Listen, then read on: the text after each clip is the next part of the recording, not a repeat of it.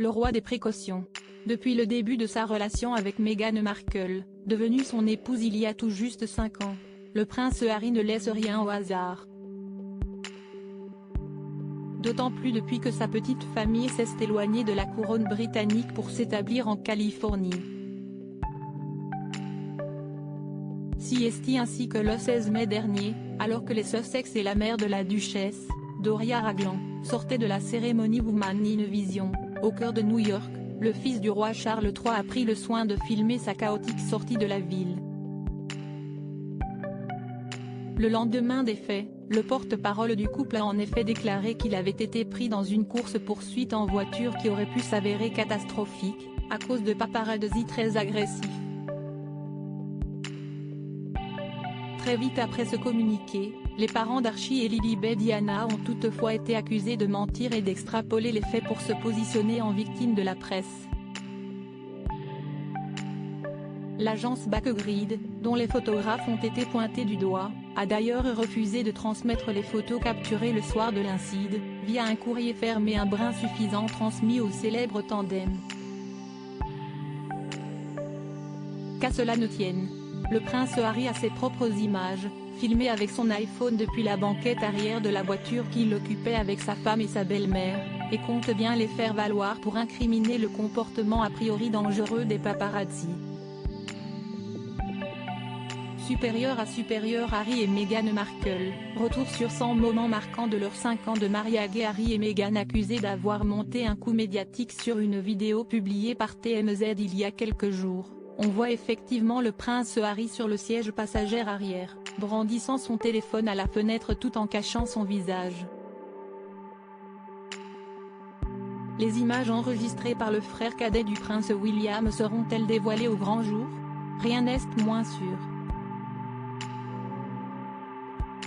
Souhaitant démêler le vrai du faux dans cette affaire qui rappelle la course-poursuite ayant coûté sa vie à Lady Diana en 1997 à Paris, le New York Times a tenté de mener l'enquête.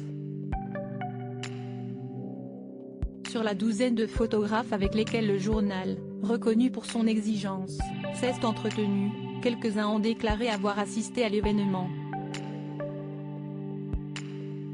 L'un d'entre eux a reconnu avoir poursuivi le couple, mais n'a voulu donner de détails qu'un échange d'une somme d'argent. Dans un échange de SMS entre le New York Times et Tina Brown, auteure de 2 livres sur la famille royale anglaise, la spécialiste souligne de son côté l'absurdité de cette histoire. Le maire de la ville, Eric Adams, a, lui, condamné ce qui s'était passé en qualifiant l'incident d'imprudent et d'irresponsable, ajoutant par ailleurs qu'il était légèrement déconcerté par l'idée d'une course-poursuite de 2 heures à grande vitesse ait eu lieu dans le centre de Manhattan.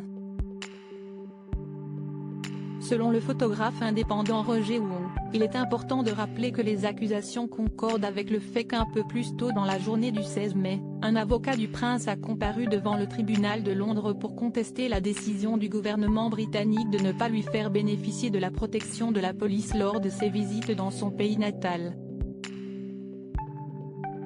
Une théorie qui révolte la représentante du couple, Ashley Hanson. Compte tenu de l'histoire familiale du duc, il faudrait n'avoir aucune estime pour le couple ou toute personne qui lui est associée pour croire qu'il s'agit d'un quelconque coup de communication. Très franchement, je pense que si est odieux, a-t-elle fustigé dans une interview accordée au New York Times, le 20 mai dernier. Plus d'une semaine après les faits, les versions continuent de s'opposer. Mais une chose paraît certaine, les Sussexnais ne resteront pas là. Crédit photo, BackGrid USA.